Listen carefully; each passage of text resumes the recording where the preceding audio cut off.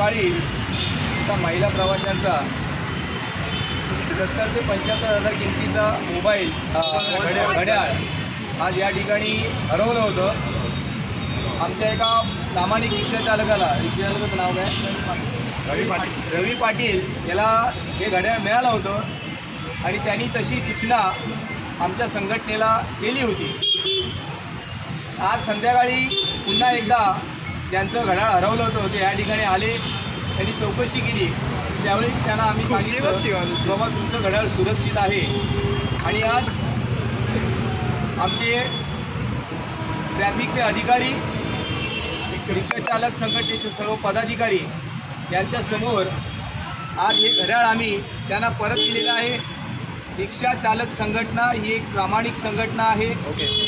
रोज 2 ते 3 दिवसामध्ये एक मोबाईल या ठिकाणी सापडत असतो आणि आमचे रिक्षा चालक प्रामाणिकपणे तो मोबाईल परत करत असतात. पण तरीसुद्धा आमच्या रिक्षा चालकाला हे रिक्षावाल्या ही भाषा जी बोलायची भाषा आहे ती आपण सर्वांनी बंद करावी आणि रिक्षा चालक देखील हा प्रामाणिक आहे हे आपण सर्वांनी समजावं. पुन्हा एकदा या रिक्षा चालक संघटनेच्या वतीने या ठिकाणी मनापासून मी धन्यवाद मानतो.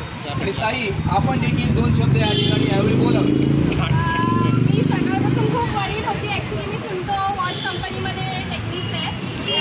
हे वॉचचे रिझॉल्युशन्स वगैरे आम्ही देतो म्हणून ही कंपनीद्वारे मला वॉच आहे. हे जर जास्त मला भेटली तर मला की फाईन भरावी लागली आहे. जॉबवरती पण आलं असतं. सो हे मला रिटर्न पिरियड हवं. त्याच्यामुळे थँक्यू सर्वांना. थँक्यू रिक्षा युनियनचे जे हेडला आम्ही कॉन्टॅक्ट केलं ते आमच्या संपर्कात होते. मी त्यांना सारखी कॉल करत होते कोणी भेटलं का ते कळवत होते. तर त्याच्यासाठी त्यांच्या या कोऑपरेशनसाठी खूप खूप खूप थँक्यू.